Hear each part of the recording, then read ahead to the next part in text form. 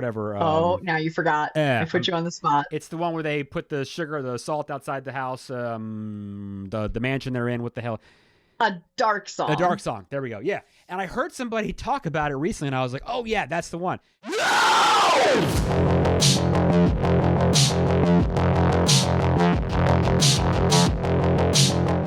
Hey, peeps! This is the Scary Movie Project, the podcast where we talk about scary movies, share our perspectives as filmmakers, and have now brought to you the top 100 spoileriest spoilers of all time. Oh, I'm Tara. Hello, everyone. I'm Matt. And if you guys love that intro, of course you do, because you remember it from episode 1, because it's episode 100. Wow, we're still alive. We did 100. This is the 100th episode. Can you? Holy crap. Thank you Tara for joining me to be on this. Yes, of course. And we're just, I wouldn't folks, miss it. we're just gonna ramble. We're just gonna have some fun today. So here's one thing I wanted to throw out at you. So for all you diehards, of course you remember the very first episode was An American Werewolf in London. If I were to ask you how many views you think it had on YouTube, Tara, what would your answer be? Okay. Well, so I know that back then it went kind of viral for us, but we're viral, baby. I don't know how viral that was. I want to say it was like in the tens of thousands, 40 or 50,000. As of today, we're recording this, 88,000 views. Wow. Okay. So we're getting close to 100K. Yeah, we got 88,000 views. So thank you to everyone who listened. 541 likes. What can I say, cool. right?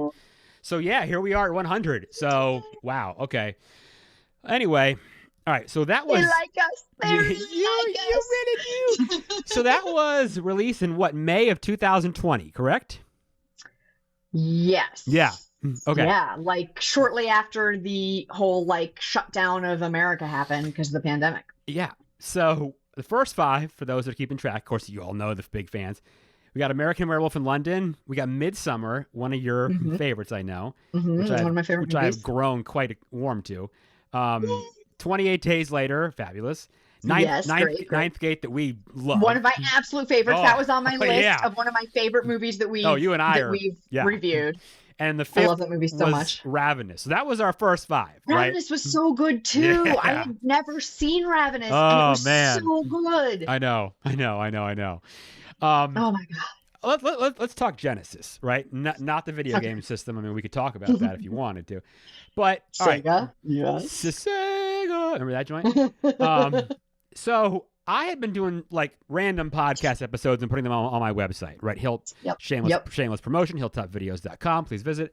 But I thought, man, I needed an outlet to talk about horror. I needed something, right? I was writing these articles, but it wasn't really going anywhere. Nothing was happening. So I said, look, do you want to help me? Do you want to do episodes from time to time? And you were like, F time to time. I said, if we're doing it, we're doing it.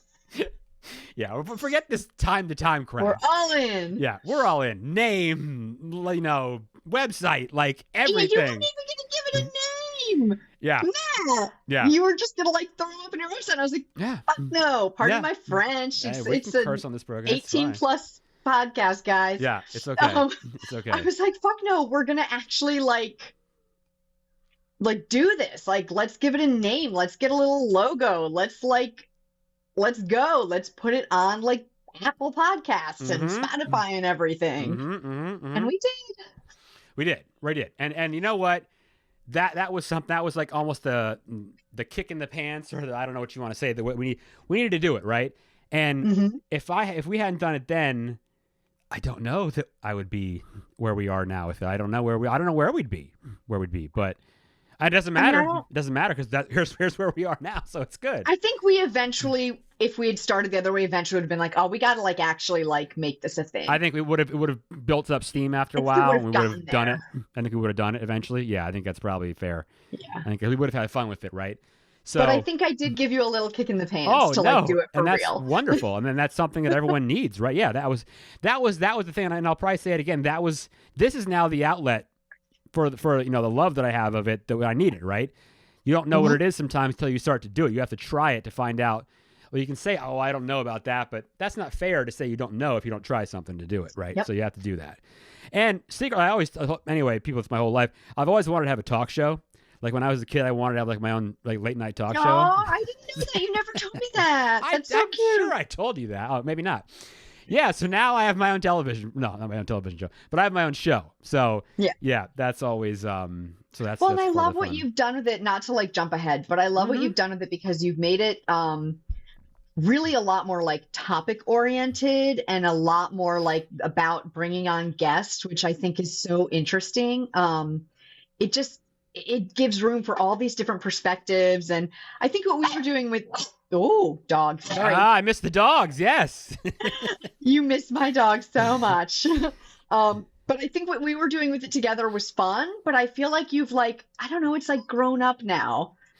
Yeah, it's. I think there were things that I had suggested, like different topics, like you said, where I don't always talk about a movie. I talk about a spooky topic. I had and we did that a little bit, but I think you're doing a lot more now, and I like it. Yep, it's not just movies. It's other. I mean, that's what we say. It's horror. It's scary movies and other spooky topics. So I think that's fun to do, and we can talk about that too. But all right, sea monsters. Yes, that we did that one. Those were our first 5, right? Those were a lot of fun, and I think it was pretty rudimentary, right? I mean, any podcast, I don't care if it's, Last House or Joe Rogan or whoever, they go back to the very first one, and it's like, what the hell was I thinking? Oh yeah, no, you learn as you go. Right. So I think what we're doing was fine. I think it's good, and I think, look at all the people that go and do these, and they put out like 20 episodes, and after they're like, yeah, I don't want to do this anymore, and they quit, and they're done. Most shows don't make it past 20 episodes. Don't even make it that far. See, there you go. That's a real I remember thing. looking up stuff about it when we were getting into it. I was like looking up stats and stuff, and I was like, oh my gosh, like you only have to get through like 20, and then you're like one of the top 1% of podcasts or something that like exist because nobody finishes them. And then you stay on that track, and the consistency in anything in life and in general is going to get you like where you want to go, right? So. Yeah, I think that we were doing fun stuff. So let's see. What do we want to talk about? Let's talk about. Let's talk about. All right. So how many episodes did we do together? Did we do 50? About 50? 50 some. 50 some odd. 50 some odd. 54, right? 55, 56, somewhere around there, I think. And we had fun stuff like we would do the annual. Oh, I kept the annual Halloween tradition going where I do a reading. So we've done that. I think we did 2 of those. I think so. We did the Raven. And we did another one. I forget what that one was. But then I did one about 2 years ago. We did a reading of the end of the Legend of Sleepy Hollow, which was so much fun. And then I found a good voodoo story to do last year, so I'm going to try to keep doing those. Yeah, those are fun to do. We always had everything set up. We had a list, what episodes we were going to do, how we were going to do them. And we didn't do anything fancy. It was just, let's just record this and go with it. Because there's so many shows, they talk for hours and they make these long edits and they spend forever cutting. And I'm like, I just don't even want to do that crap. No, we were unedited. I think you still are, right? Still are. Still are. You just go. I did do a lot of research though. I was like very like into doing the research of like getting the trivia and like I know. Like watching the movie twice so that I could like watch it once and enjoy it and then watch it once and take notes. And like, because I was so afraid that I was going to like forget what I wanted to say. Right. Freeze up. Yeah, I was so afraid I would freeze up. And so I took all these like copious notes. And then once we got to the thing, it was like, yeah, it was fine. It was always fine. But I took all these notes. Right. No, I still have them in my like OneNote notebook somewhere. I have all these pages of notes. That's amazing. You know what? That's really good though, because that means you're prepped, you're ready to go. Like I always thought that was, so much of the early ones I think are movies that I'd seen, so I just had like the memory bank and I didn't need to go into them.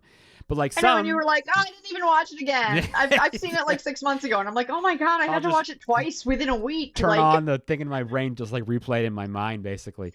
And then there are, I think feeding off of ones that I liked and that you hadn't seen, or ones that I had seen. So I mentioned a minute ago, like Midsommar. I'd never seen it, and I didn't think it was like overwhelming to me at first, I guess. And then I watched it again, and I think I may have seen it for a third. It's really good. It's really it's good. Really good. So the other one that I introduced you to that I'm still proud of, and I introduce everyone to it. I know what you're gonna say. Almost no one ever knows it. Okay, say it. You know.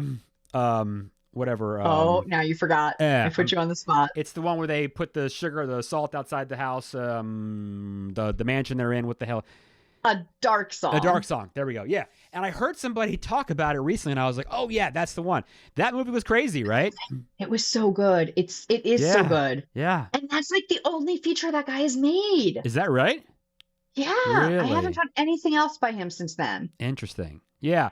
I know we tried to, mainstream stuff, obviously Friday the 13th and all that, but yeah, to have these ones that people hadn't seen before, not like mainstream stuff is fun to do.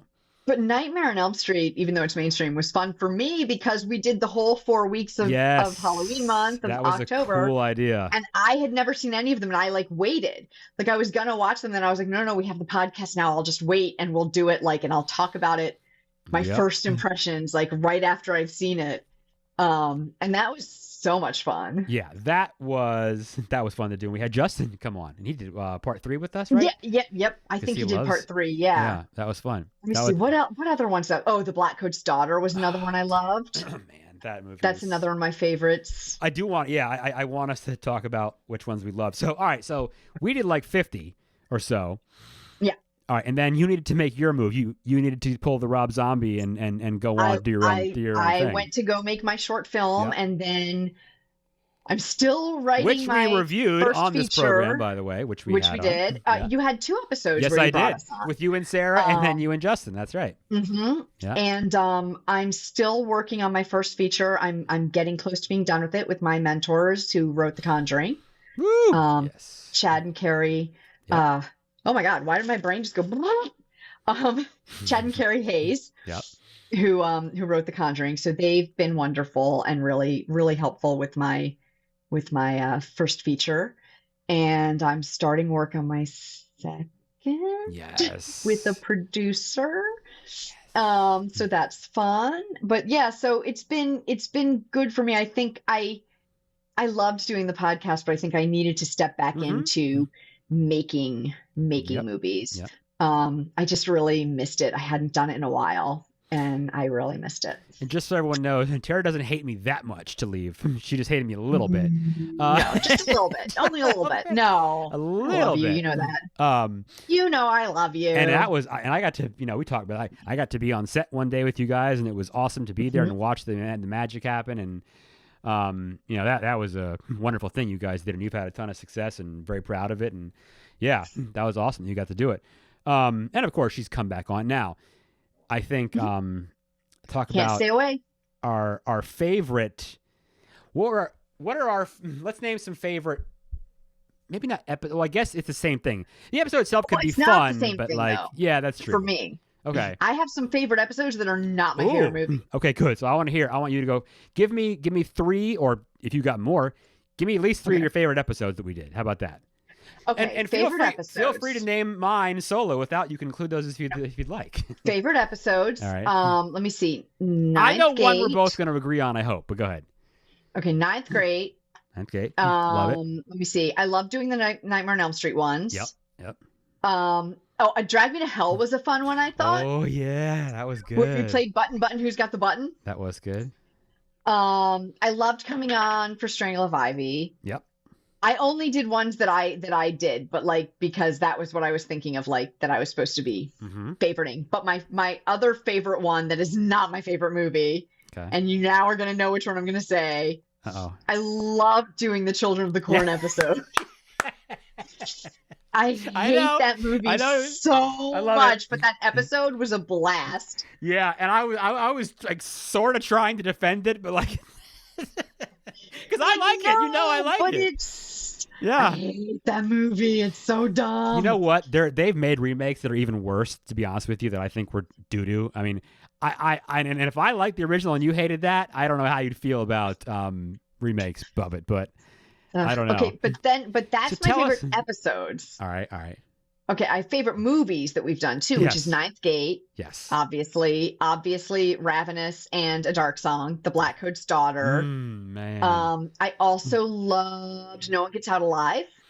I think that was the one I brought to you because I'd seen it on Is like Netflix. that the one that I thought was starring James Hetfield from Metallica? Yes, that was the one that he looked like James Hetfield. Yeah, Yes. The Witch, of course. Oh man. Yeah. Another episode that I loved was Cabin Fever. Oh yeah. Well, That was another fun my episode. obsession with Cabin Fever. Yeah. And then For I sure. loved Immaculate. And that was fun. I loved that episode, and That I was fun. loved coming back for the episode, and I also loved that movie. So that was fun. really fun. That was good. So the one I thought we both agree that we love doing. No, in your favorites wasn't you and I talking to Ed Sanchez and doing Blair Witch? Oh, I mean, yes. Okay, yes. Yeah. Of course. I love talking to Ed. I actually Because you liked worked when with we Ed. talked to. Right, you get to work with I Ed. actually liked when we talked to him about Seventh Moon. Yep, that when was he first came on. I remember that. I remember I was I didn't driving. even think of that, but yes, I was loved talking to Ed. Driving down in Southern Virginia. So this is before I did my documentary on the Old House Woods. I went down there years before to scout it in like the summer of 2020 when the world froze. And I remember driving back at like on 95, like 3 p.m, and you called me and you were like, guess who wants to be on the show? I was like, whoa. And Ed wants to do his Seventh Moon. I was like, yes, of course. And I think he was excited that we wanted to talk about one of his other movies that wasn't Blair Witch. Exactly. Because I had gone, after I was in Lovely Molly with him, I had gone and like looked for his other movies because I was like, I want to see his other movies and like see what they're like. And the first one I watched after that was Seventh Moon, and I loved it. And I was like, this is so cool. Like, it was good. We gotta do this one. It was good. And that was awesome to have. That was fun to have him on for sure. That was really cool. And it was Amy Smart, like before she was anybody. Yep. And real low budget shooting, and we were, geeking out talking about different cams they use and everything, and that was so much fun to do. Yeah, that was that. And that was like one of our, well, now that I have everything up, I can pull it up and we can find out what episode that was. Oh my goodness. It was episode 9. Episode 9. How about that? We were just a little baby podcast. Having the heavy hitters on for episode 9. We were just a little baby podcast back then. Yep. I was laughing about Children of the Corn. I was thinking about that the other day. I thought about that immediately when you were like, favorite movies that we did episodes of. And I was like, well, I got a favorite episode that wasn't a favorite movie for sure. I loved talking about Dracula, Bram Stoker's Dracula. That was fun too. Yeah. Because that movie's just like perfection. I loved. Oh, we'll get into that when we talk about movies out now that we love or recently that we love. Oh yeah. We'll come back to that. Okay, for me, and it was having Ed on for Blair Witch. That was, and I'll totally admit that I'm fanboy because that movie, that movie is like one of my favorite movies of all time. Mm-hmm. And having him on, I remember I had to. This is embarrassing, but I don't care. I remember pacing around my house for like 10 minutes before I came on because I had to let like the energy go right because I was like so pumped up and amped up to have him on. So Ed, if you're listening, thank you. Of course, I've thanked you a million times. You're the best. He is. Getting to talk to him. Oh, and also one of my favorites. I hope everybody got to listen when I had Daniel Pearl on, who was director of photography for the original and the remake of the Texas Chainsaw Massacre. No, I missed that one. I had him on. And I just saw that you had the gaffer from It Follows. I will get to that too. I love that movie. Yeah. So Chainsaw and Blair Witch are like my top 5. So to have surreal moments for me, like checking box moments, right? To be able to sit here and talk to these two people that made these films that I love, like having conversations with Daniel Pearl about how he shot that scene of the swing from Texas, like how is this happening, right? This is really what we're doing this right now, and getting that knowledge and talking to Ed about the editing software they cut Blair Witch on that I use too. And it's like, dude, I mean, this is the best. This doesn't get any better than this. It really doesn't. No, it's so cool. The people you've been able to get on recently. It doesn't get better. So you were asking about It Follows. Yes. So here, It Follows is great. It is really good. It's so good. It's scary. So simple. It's so scary. Oh my God, the woman in the kitchen and she's just ripping. Forget that. What about the tall guy? What about the tall guy that just walks into the bedroom when she opens the door? How about that guy? Yeah, that's scary too. Woo! So I have to see that movie again. It's been a while. It's so scary though. I watched it again to get ready for the episode. So I'm doing a gig, right, with this with a client back early January. Real good guy. He knows his production stuff. We're working through everything. We're kind of having a break between setup time and everything, checking cameras and whatever. And he's like, "What else do you do?" I said, I got a podcast." Gave him a card, and he's like, "Oh, no kidding." And he pulls up a picture and he shows me. He goes, "You ever seen It Follows?" And I was like, "Oh, dude, I wrote an article about It Follows. Put it on my website. Yeah. I love It Follows." "Oh man, well, I live out in Michigan and they shot that in Detroit." And I was like, yeah, that's what I heard. Well, a buddy of mine did like most of the lighting. And I said, "Well, I'm going to need to get in touch with him." So I give a shout out to John again. If you're listening, John, thank you again. That's so cool. Getting me in touch with me. You never know where you're going to meet people. No, you never really know. You never really do. So that became like a thing where we were, okay, let's figure out what we can do here. I said, "Hey, hook me up. Let me know. Get the information." So I got Marc-Antoine Saru on, and he was the gaffer for It Follows. And he literally was their lead gaffer on that, and he worked with the cinematographer and everything, and they did it. And please listen, it's the latest episode as of right now. I just saw it when I was looking through, reminding myself of stuff, and I was like, oh my God, I have to listen to this one. Your latest, when you listen to this, will be Natural Born Killers with Horror Macaroni. But okay. Yeah, listen to It Follows with him. Insight for that, talking about lights that he put, like the waterproof lights that can go in the pool, and how simple, just using foam core bounce cards for lights. I mean, it's simple, really simple stuff. Sorry, my dogs are going crazy out of nowhere. That's what we're used to that on this program. So those three are just great for me because they meant so much. Obviously, I think we had a lot of fun with laughing with gingers multiple times, didn't we? Yes, laughing with gingers. And you guys know Sarah, because Sarah's like essentially a co-host on this show at this point. She's been on so many episodes. Sarah and Christina. And she was our host for our 50th episode, wasn't she? The trivia one we did, right? Yes, she did trivia with us. Yeah, and we knew none of it. I was like sweaty armpits. Like I was so nervous about her. You're like, I don't know. I was so nervous. I felt like such an idiot, but I loved it. Fun. It was fun. It was a really fun episode, but I was so nervous. That was fun. Ooh, I need to throw one more in there. Hopefully you guys have listened too about, I got lucky enough to I went to LA for New Year's for the Rose Bowl, and I got in touch with David Oman, who owns the Oman House, which is 3 houses down from the Manson, the house where Sharon Tate lived, let's say, where the Manson murders took place. You've seen him on Ghost Hunters and things like that. Luckily he was in town and we got to do a walkthrough and a tour, and we did an episode in the house, and I had some lights. So cool. We had some lights come on and off a couple times, like few temperature change of things. Nothing major happened to me or him while ahead, except for the lights. But that's freaky. Oh yeah, God, that's so scary. We got to walk around there for an hour. Being just steps away from where that happened was pretty amazing. It was pretty wild.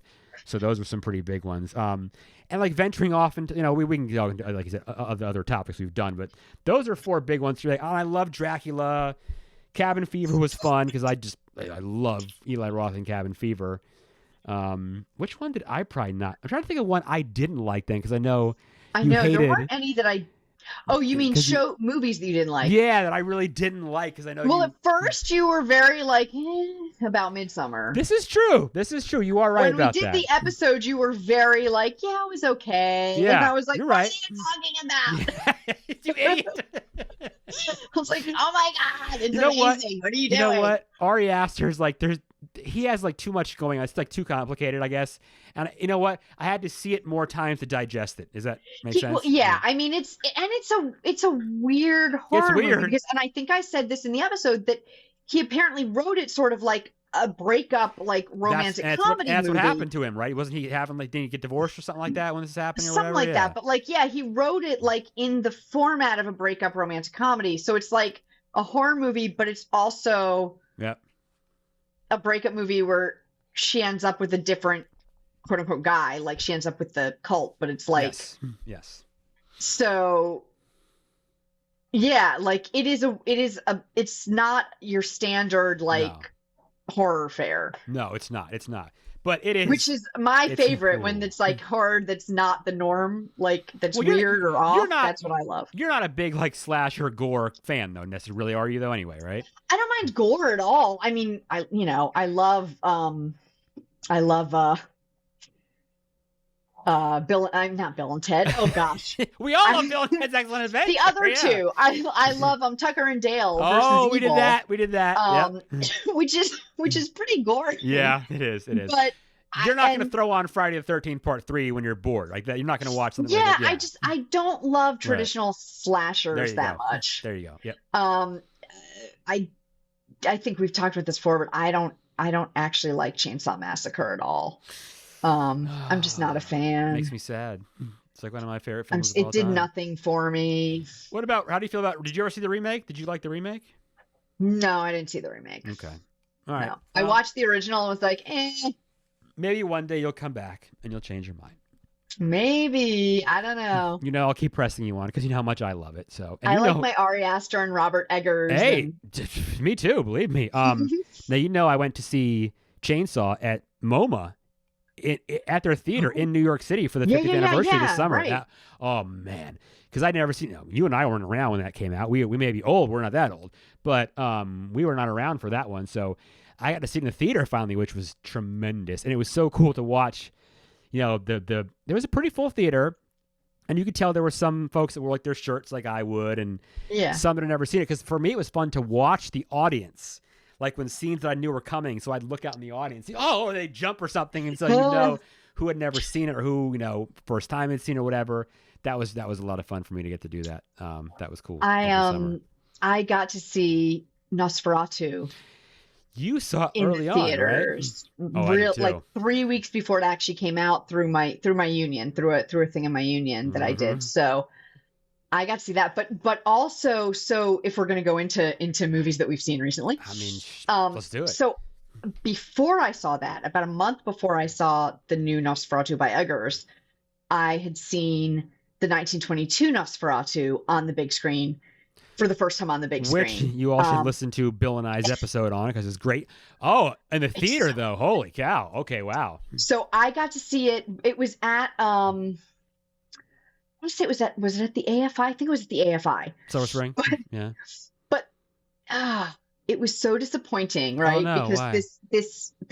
this guy had this idea that he was going to set it to Radiohead music. What? And I'm already instead done. of the original score. Yeah, I'm and out. we thought that I went with a couple of my friends. We thought it would be really interesting. No. But I can't remember which album is their double album, but he basically was like, well, I knew I needed, because of how long it was, I needed a double album. And so he just picked a double album, like off the top of his head, and then played it through once for the movie, basically, and was like, oh, this doesn't work. And so he switched the order of the albums. And it was like, oh, it works. And they took a really crappy, like low resolution version of the film. Are you serious? So it wasn't even like a good high def, like not high def, but you know what I mean? High quality film, high resolution film. And they put like weird, like flashing like neon colors on parts of it, but like with no actual like motivation, just randomly, like it would be like the sun and it would like flash, or it would be like something else would just flash. And this is awful. We were all so disappointed. I would have left. Yeah, we were so disappointed. And then afterwards he was talking about it, and just the way he talked about it was like, you literally just slapped this together, and Radiohead for some reason gave you permission.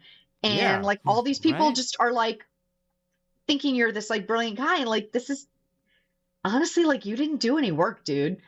Like this is terrible. I did not know about this. Yeah, and I'm sorry you had it. I hate to dog an independent filmmaker, but I don't think he's even actually a filmmaker. I think he's just a music guy who had an idea. I don't know. I mean, you're allowed to have that opinion.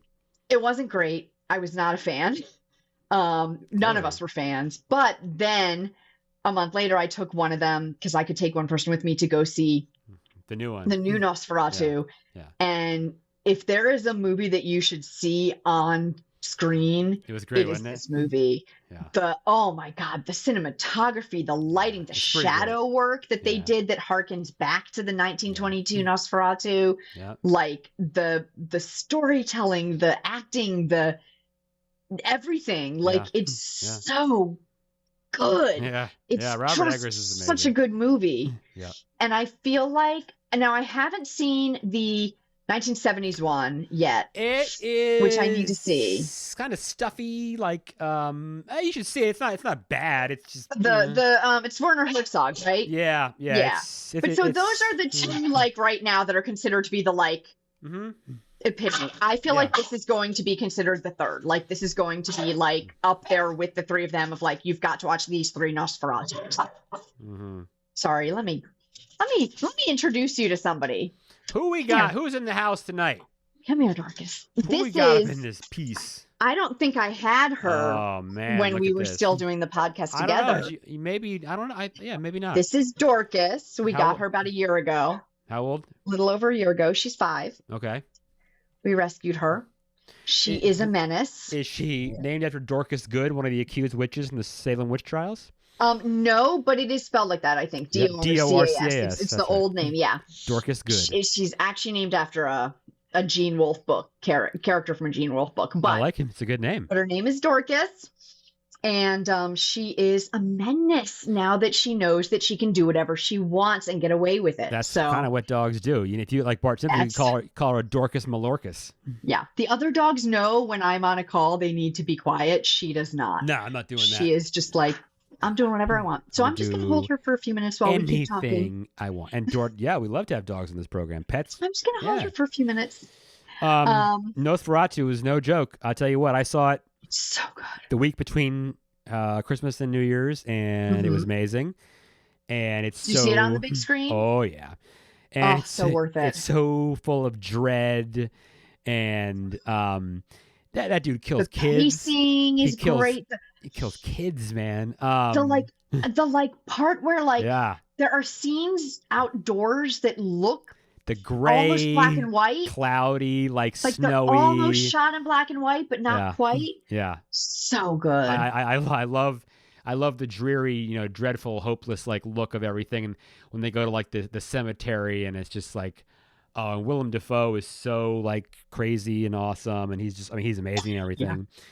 Yeah, and that last scene where they die in the bed and the corpse and everything was like so cool and so disgustingly beautiful. It really was. And Robert Eggers, that guy is so. You know what I'd seen? I was kind of like in a Eggers prep mood. The Witch we love, of course. The Lighthouse was this weird like art film that I reviewed and Did you finally see The Lighthouse? You did? Yeah, I wrote a review on it a couple years ago. It's interesting. So I had to see The Northman, which I thought was badass. The Northman was loved it. It was good, but it was my least favorite of his. I thought it was really, really cool. Like it was. I thought it was cool, but it was my least favorite. Maybe it was more of a testosterone-filled like guy kind of movie. I don't know, but no, my husband agrees. I thought it was. I thought it was badass. I don't think it's a guy thing. I think we both just were like, I think we went in with such insanely high expectations. I had no expectation. You know what? I saw it on Sci-Fi, hit record, and I watched like a month later. And I just, okay, let's see what we get. I thought it was awesome. We went in with really high expectations and came out with like, it was cool. But it wasn't as amazing as we expected it to be, but it was cool. Yeah, I like it. I mean, he hasn't had a full miss yet, as far as I'm concerned. His like attention to detail is unrivaled, right? His meticulous, fastidious, like, getting, like the witch, like down to like the type of like branches that were used to thatch the roofs, and it's like, oh my Lord, dude, like I'm all about that too. Well, using dialogue like literally straight from documents from back then, and I mean, yeah, you can't understand a word they say, but it's great, and that's what makes it so good. Because perfect. Yeah, it's not going to be some lame movie that uses an accent or a language that isn't. To use the word they would use, a tongue that isn't used, back then, right? I think you need to be appropriate for that. So I appreciate that. Yeah, no, I really enjoyed Nosferatu. It was a hit. I don't think what he's doing next. Disappoint. He's doing. It's a remake. I don't think I agree with this remake. Not with him, but I don't agree with the film. What is it? Labyrinth. Yeah, no, dude, don't touch that. Don't touch that, dude. I don't think I need. I'm gonna try and put her behind me.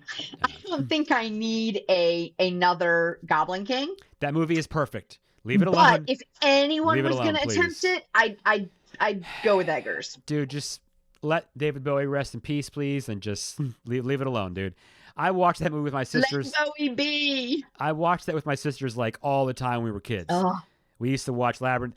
Dude, I could sing you the dance magic. I could sing you the song right. I know all the words. Like all of them. Yeah, all of them. No one can blame you for walking away. And 3 hours and 55 minutes, you'll be mine. But you know what? Jennifer Connelly, I mean, you have no power over me. That movie is power just over me. Power over me. I mean, it is the best. We do not need, again, this is not a hit against him. I just don't need that movie redone. Just leave it alone. Yeah, I don't need it redone either, but I feel like if anybody was gonna redo it, fair, he would be my choice. I think that's been kind of the sentiment from people on, media is we don't want this. However, if it's done, him, whatever. But yeah. No, I thought, here's one for you. I don't know if you big Friday the 13th or fan and you like it, okay, I guess. But so you heard Linda Cardellini is going to be Pamela Voorhees now in the A24 series about Friday the 13th? No. That I might watch. I have had a crush on her forever. I also love A24, anything they do very much. I mean, my God. But I remember her in Boy Meets World, and when we were teenagers, I was like, ooh, who is this? And then she was in Freaks and Geeks, of course. Freaks and Geeks. That's where I got my introduction to her. Any guy Freaks and Geeks. Around my age had a crush on her, and she's still beautiful. Obviously. She's gorgeous. This is going to be very cool. I think this is cool. She's never really done horror. I mean, right? So I think this will be, I'm trying to think. I don't think so, right? No, I don't think so. So this will be awesome. All right, what else can we think? I was going to think of something else I wanted to mention, and I forgot. Go ahead. Oh, I was saying another movie that I really liked lately. Did not expect to. Thought I was just watching it for like, oh, this will be dumb, whatever. No. Blink Twice. I haven't seen it. Good. Liked it with Channing Tatum. Liked it. And who made it? Zoe. Not Zoe Saldana. The other Zoe. Zoe Deschanel? No. The only ones we're gonna have a Google. We're gonna have a Google. We need the Google here. But there's only two Zoes I'm aware Blink of. Twice was super fun. Fun. Zoe Kravitz. There we go. Ah, yes. Blink Twice was surprisingly extremely fun. Okay. Really great cinematography. Like it looked like someone who shot it. It looked like whoever shot a music video, like shot music videos. Like it was like that type of look, like very saturated and like beautiful because it takes place on this like mostly on this beautiful private island that Channing Tatum's character owns, and it's very lush. I remember the trailer, but I wasn't sure and about it. It's supposed to be all this fun. Yeah, like we watched it because we saw it on online or whatever, and we were like, this looks dumb. Let's just watch something dumb tonight. And we started watching it, and we were like, this is actually really good. Really good. Okay. Great. It's really fun. It's really kind of smart. They do, well, we do spoilers in this podcast, so I guess I can say it. Yes, we do. They do this thing where, there's the girls are kind of like competing with each other, two of the girls for Channing Tatum's like attention. But so they're like doing the like girls against girls type of thing, but then they like actually band together to fight and aren't like catty, like when they need to like come together, they just come together and they work together and like that's it. So it's like it's kind of fun that they're like, I don't know, they took it from in a very, I think, positive feminist direction. And there are some things in there that like are disturbing in a like violence against women way, but the way they handle it is well done. Presented, okay. Yeah, so it's not like a gratuitous like rape scene or something where you're like, oh God, I did not need that. Like, I love horror, but I did not need that. It doesn't have like that vibe to it. It's just, I just thought it was fun and smart. Okay. So talking about what we've seen lately. So speaking of feminist vibes, thoughts on The Substance? I'm as we speak, which you'll read, but I'm writing it now, but you'll read it hopefully by the time you listen to this episode. I'm writing my monthly article on it. It was pretty interesting, wasn't it? It was pretty wild. So you want to hear how I describe it to people? Yes. Here's my description of it. Your pitch. What is it? Yeah. The substance is like if David Cronenberg was a woman Okay. making a feminist horror film. Okay. Okay. Like if it was a woman, but like all the sensibilities of David Cronenberg, the body horror, awesome, and making this feminist film. Does. Right. Okay. Yeah, like I feel like the woman who made it, I can't remember her name offhand, but Coralie Farge. Thank you. Yeah. She wrote it too, I think, right? Wrote and directed. She did. I feel like she just has this like uber Cronenberg vibe. But so feminist and so so whip smart. Yeah. And I mean I say that like Twice was smart, but it was smart in more of a like clever fun way. Like this is smart. Like it gets at deep shit. You know what I mean? In the female psyche, and like the way that excuse me. Could they have better portrayed a total sleazy dude than they did with Dennis Quaid with the scene in the bathroom and then eating at the brilliant. Oh, there's this it was just perfect video so that disgusting. I watched on there's this video I watched on YouTube that was her. They interviewed her and she was talking about a couple of the key scenes and key visuals, and one of them was the bathroom scene where she's like little far away and like goes into the stall, wide angle, like, and then he comes towards you shit like this, and he's like up in your face, right, on his phone. Basically, she says he's basically pissing on the audience, right? If you're watching in a movie theater, he would be pissing on the audience. Doesn't wash his hands and walks right out. Obviously, he takes up all the space. Yes, all of it. And the same. And then he walks out, and she comes out, and that little her comes back out again. And then the same. He's sitting in the restaurant. And he's this big, disgusting. And then she's like all far away, like, back here. Eating all the shrimps and everything. Oh, it's so gross. And the shot of like his mouth and his teeth. And she said that like the shrimp, like him eating the shrimp was something that people were telling her, like producers were telling her, we should probably take that out. It's a little too much. No way. And she said, no, that's how I knew that it needed to stay in. Exactly. She was like, if it's making them uncomfortable enough that they think it's going to make an audience comfortable and I didn't want to look at it. It was gross. That's why I need it in there. That's exactly why I need it in there. Perfect. Oh yeah, it was disgusting. And the idea that like he's eating her alive, like basically like he is consuming her and throwing her away like he is consuming these shrimps and tossing their little tails away. His hands are all gross. Oh my so God. Gross, but it's so good. Oh, it's wonderful. It's wonderful. And then, not really being able to actually give her an actual real answer of why you can't do this show anymore. And then he runs off, hey, he knows so-and-so. It's like, okay. Yeah. So that was like just so perfect. And then I did not know that Sue, the actress, that's Andie MacDowell's daughter. I did not know that. Oh, yeah. I can't remember her name, but yeah, Andie MacDowell's daughter. Margaret something. I don't know her name. And I loved, too, like a lot of people I feel like thought the end was like too much and like ridiculous. But I felt like that was, like, if you're going to go for the Cronenberg vibe, that ending was perfect. Well, look at, perfect. The monster makes its way back into a studio, somehow gets past all these people who don't notice that it's a giant monster, and it gets on stage with a piece of paper taped to its face. And it's like, but then again, it's saying, what it's yelling, like, I'm me, I'm still me. I'm like, no matter what, like, yeah, you are a living like thing, and we have feelings, and no matter what, like, so. And then did you get all the cool, like, I thought homages of shots of different past horror movies that were happening in the movie? Did you get all those? I don't know if they're which ones. I don't know if they're actually. Which ones are you talking about? Well, so the bathroom looked like the orange. Oh, the bathroom looked like The Shining. Didn't we always? I think you and 100%. I had. Didn't you and I have the debate on an Instagram debate on whether it was red or orange? I think didn't we have that debate? I think it's red, but yeah. So this bathroom was red too. It had a shining color bathroom, right? I thought the two scenes in the bathroom, her bathroom, when she's on the floor and with her hand up on the thing, like was like a psycho kind of, right? Oh, okay, yeah. I didn't catch that one. And at the end, I thought when the amount of blood being sprayed at the end, that was like gore fest. I mean, the greatest gore fest of all time.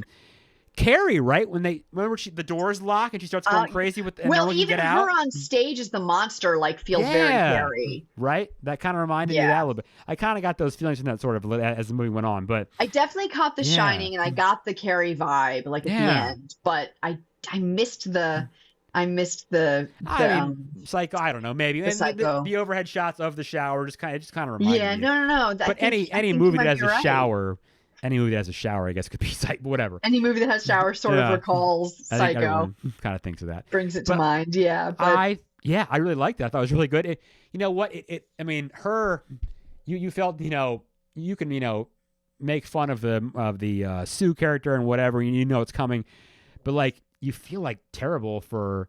You feel bad for the Elizabeth character to begin with because she's all so lonely anyway before even all this stuff happens to her. And it's just damn, this poor woman's life kind of sucks. And it gets so bad you couldn't even possibly imagine how bad that gets, obviously. Yeah. But I feel bad for both of them because the Sue character also she didn't ask for any of this. No, she didn't. No. She was just made. She didn't play by the rules. Do this stuff. She didn't play by the rules, but whatever. Yeah, and the rules and the whole thing, the very sterileness of the whole thing is so interesting too. It plays very well against all the body horror and the grossness of things that it's very sterile and you have no connection with a real human. It's just you get these things from a locker and you come back and the lockers are in this. It's like an Amazon locker. It's like 7-Eleven, right? But she has to go right. Down she has to crawl through the weird hall, and I mean, there's a 0% chance. Grimy and grubby, but then there's this very clean white box in the locker. 0% chance you or I are ever doing something like that. Clearly, I'm sure, but no. And her apartment is this old I love it. It's this old 80s carpeted weird looking apartment, right? That is so outdated too. It's I feel like that's a Jane Fonda vibe right there. Well, she's playing the workout instructor, right? So it was perfect. I finally watched the new Candyman the other day. Yes, love that. Yeah, so I'm a huge film movie location guy, and I'm fascinated by the Cabrini Green thing, just the story of it overall, and the original film. We did that episode. I love Candyman. The original Candyman's amazing. I love it so much. Music and of course, R.I.P. Tony Todd. Terribly sad that he passed away earlier last year. He was so nice to me when I met him. He's anyone that met him at a show, nicest man in the world. He was just. He was great. So generous with his time and so charming and he was open a huge and basketball warm fan, and he would always talk basketball if you wanted to too, which was always cool. Aww. No, he was a great dude, and so I thought it was good. Now they shot this one in the Cabrini row houses because the high rises are gone. I was in Chicago in November, but my schedule did not permit. I wanted to drive down to Cabrini and walk around. I didn't have a chance to, but. I like this new one. I thought it was good. I thought it was spooky. And I thought it was really interesting to take because the original was from the outsider's perspective as the white woman coming in. Dumb white woman and this going was where she more shouldn't. From the insider's perspective. They're all parts of the hive. Yeah. Yeah, and he's a black man who I think is in has more money and stuff than the people who are living there who were living there in the projects, but he's still a black man, so he has sort of that more inside look at it. And telling it from that point of view, I think was a really nice compliment to the old one that was a little more white focused. I think it was really nice to see one that was focused on the community that lived there and the type of and the people who were I don't know, were stuck in this and I loved how they brought what happened in the first movie into the lore. How cool was it that his mom was the woman Ruthie Jean or whatever that lived in Cabrini and he was the baby, right? That's what we find. Isn't that crazy, right? Yeah, that was awesome. And she came back. That was so cool. So good. It's so good. Cool. I loved that. I really did. It was violent. It was good. Yeah, it was spooky. Any urban legend film can, it was well done. Here's one. It was really good. Here's a film that you and I both disliked. A lot. It's not recent, but okay. I'm sorry. I know everybody loved it. I don't care. I'm going on record. I know what one you're talking about. Late Night with the Devil. I thought it stunk. So bad. Yeah, I thought it stunk.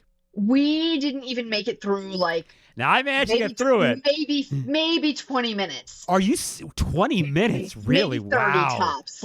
We just were like, wow. We were like, this is an interesting concept and it's so fucking boring. Yeah. Nothing is happening. Yes. Nobody is actually doing anything. It's just boring. Yes, it was. I like dude. I can't remember. He has a name that I can't pronounce. I'm sorry. I feel like a jerk about that. I can't pronounce his last name. He's a cool actor. He's very good. But I'm sorry. I was waiting for some sort of just great moment, and it just never happened. There was we just got sick of waiting for a payoff. Yeah. Or waiting for the movie to actually start. No, it did nothing to me. Nothing. Sorry, guys. Tara and I both say thumbs down on that one.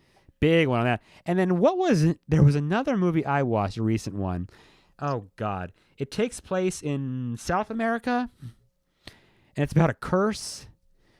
God, what was jeez, I can't remember the name of it now. That was supposed to be great too, and I thought I had mixed feelings on it as well. But that being said, yeah, those are some of the most recent ones I've seen. But I'm trying to think what else I've seen recently. Those are the big ones. Yeah, well, I think they're the ones that everyone has probably seen also. Yeah. Coming up though, I don't know. Okay, not terribly recent, but Talk to Me. Oh, I wrote another review I wrote on Talk to Me. Yeah, see, all these plugs, hilltopvideos.com. I love Talk to Me. Yeah. Wasn't that scene at the beginning at the party when he stabbed? Oh my God, that was wild, right? The opening scene. It was a great movie. I felt like they did such a good job with the characterization of everybody. Everybody felt like a full real character, and the relationships felt real. I feel like it fell down a little at the end. The last 10 or 15 minutes, it kind of the highway scene fizzled out a little bit. Okay. Yeah, it felt like they didn't quite know how to end it. So they just were let's do some crazy shit. Yeah, let's just be crazy. Yeah, let's just do some crazy shit. I don't know. Why not? But throughout most of it, I thought it was really good. And I mean, it's great. It's a story about trauma, right? And the woman who's her mother passed. Yeah, I thought it was very good. And then I also saw crazy stuff that happened to you. Oh my God. Oh yeah. Oh no, God, thanks. The hand is so creepy. Yeah. No thanks. Creepy. The other one I saw, I don't know, probably several months ago. Did you ever see Thanksgiving? Eli Roth's Thanksgiving? Did you ever see it? No. No, you should check it out. Well, I know you're not a traditional slasher fan, but it can be your new holiday movie. You can watch it on Thanksgiving next year. So Thanksgiving, okay, all right. Well, we do watch Hell Baby on Christmas Eve, so that's our Christmas Eve tradition. Now you have your Thanksgiving movie. But so I watched Bodies, Bodies, Bodies. Oh, I haven't seen that. Oh, I saw Men also. I watched Men. No. Men. I thought it was interesting. It was weird. I have thoughts. I don't know. I have conflicted feelings about Men because I thought that it was interesting, but I also felt like it was enough. We get it. Okay. To some extent, yeah. And I love the woke movies. Yeah. I love my feminist movies and stuff like that. I love those messages, but I felt like this one was kind of okay, we get it, guys. Men bad, got it. Yeah, okay. That was. But I tell you what, there was the scariest scenes in that movie weren't the weird. It was the husband being incredibly physical and aggressive with her in the house. That was scary, right? Yeah. That was scary. Yeah. That was not cool. So no, I thought that was like we said, anything A24 makes, just give it to me. Yeah. just please. I want to see it. I want to see it. Beau is Afraid. I have not seen Beau with Joaquin Phoenix. No, I didn't see that. Good, right? It was. Is that a horror movie necessarily? Okay. Kind of like The Substance is maybe not a horror movie. It's kind of a horror movie, but it's kind of not. It's very weird. Kind of not. It's hard to categorize, but it has some horror elements to it. Okay. But I I really liked it overall, but I thought that it was like the movie's almost broken up into like segments, if you will, like as he's like journeying through these different things. Yeah. I felt like it was like one segment too long. Ah, okay. It was like at the very end, 3.5 hours or something. Are you serious?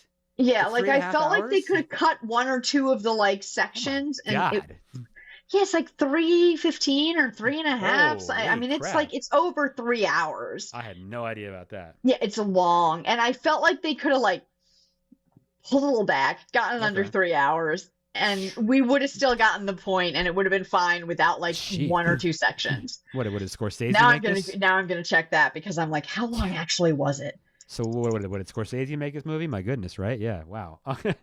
Yeah. All right, so it's long.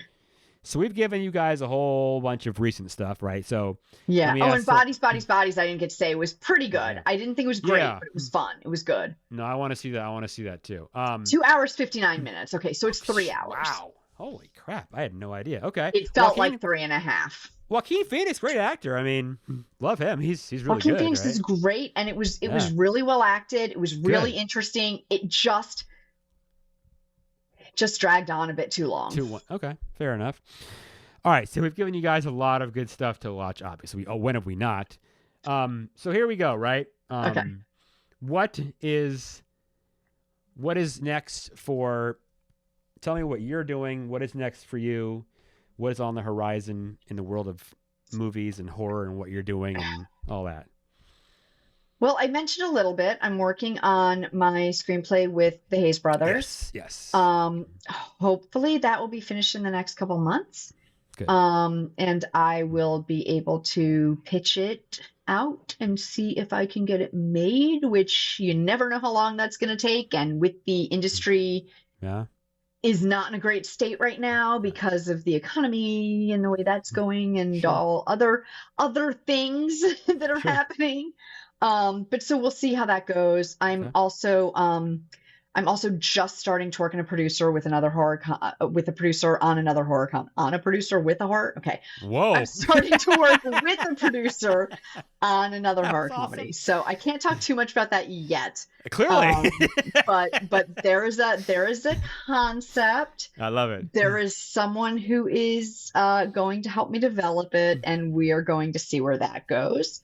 And I'm also there's like another maybe project in the works that I'm not sure busy that's gonna be yet. So yeah, all that and a day job.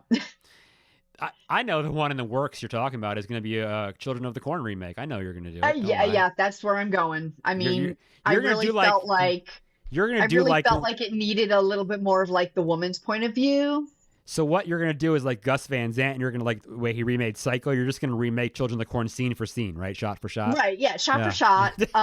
In fact, I'm going to try and get actors that look and act exactly like all the actors in the movie. Yes. Can I please be a part of this somehow? So that they can all go, Outlander, that was we have your woman, Outlander. Come on, you don't love that. You gotta love that moment at least. We have your woman. That's right. So bad. He who walks behind the rose. So that's wonderful. So see, I think that I'm glad that you were able to move on and do all this cool stuff. And I think from my end, you guys listen, you guys love. I hope you love what I'm doing. Where it was just the movies, but now it's when I'm off my buddy Blaine here, and we're both obsessed with Amityville, and we've done like 5 Amityville episodes, and we love to talk about that, and horror art. You all should listen to my episode on horror art with Nick Jackson. You had a freaking paranormal experience happen to you. I did. So you guys need to listen to the Manson. You need to watch the Manson episode. Plug that. Yep, that's there. Paranormal investigators on the show. We did a great American Horror Story recap episode for you guys out there. I'm working on trying to get a sea monster expert on. Stay tuned for that. Oh, wait, is this the guy who you were talking to a while back? No. New guy. That might be something else. But I'm working on trying to make that happen. But we're going to keep moving forward. I felt like there was a Chessie expert somewhere in the mix. No, Chessie was in my documentary about Chessie. He was in it. Okay, he was in it, so it's not him who's coming. No. I've already used that. I've wrung that one dry. Okay. But yeah, I'm hoping to make that happen. So yeah, I want to do more things where we're on topics or we're on subjects or things like that. But I want to. We're going to keep doing the movie. We're going to keep doing what you guys want because I want to keep giving you guys the best content in the world out here. So, and Tara, you are welcome to be on this program at any time, anywhere, any movie. Of course, I would love to come back and play. You want to come back and play like that? Like I would like you. Hi, can Tara come play? That's come play with us. Come play with us, Dan, forever and ever. Ever. That was one of our. You know what? That would have been one of our favorites if I had gotten the damn internet to work at the hotel. Remember that? Yeah. Okay, so for those that don't know the story, I don't know if we ever told it. You saw the Shining episode, and we played a funny joke saying I was somewhere in the internet. Okay, here's the deal. I don't know if we ever even actually explained it, right? I was in Oregon. I went to the Timberline Lodge, and I was where they shot the exteriors of The Shining. Mm-hmm. And I had talked to the team the whole time. I would be emailing, calling them leading up to the visit. I need to do a podcast recording. I need to have – we're up on a mountain here. How's your internet? Oh, our internet's fine, sir. You'll be fine. You can have a dedicated room. Timberline, I love you. You're great and all, but that did not happen. And the internet was terrible. It was so bad. I talked to you for what, maybe 5 minutes until we were like, we have to bail on this. We can't do it. Yeah, we just couldn't. There was no recording it. I couldn't. You were like nothing. Stopped pretty much the whole time. Like it was like I was on dial-up. And that was it. It was like being on dial-up essentially. So that sucked. We ended up making it work. We have a great episode. Please listen to it. But that would have been one of our, because I would have recorded from the hotel, which would have just been again, we'll get there. We'll do something cool like that again. We haven't done an Exorcist episode, and I give the tour and everything, so we've got to think about we got to head into Georgetown one of these days, and anyone that's local wants to come on, man, let's go. So we got a lot of stuff to you guys. Here's the 200 episodes. Exorcist 3.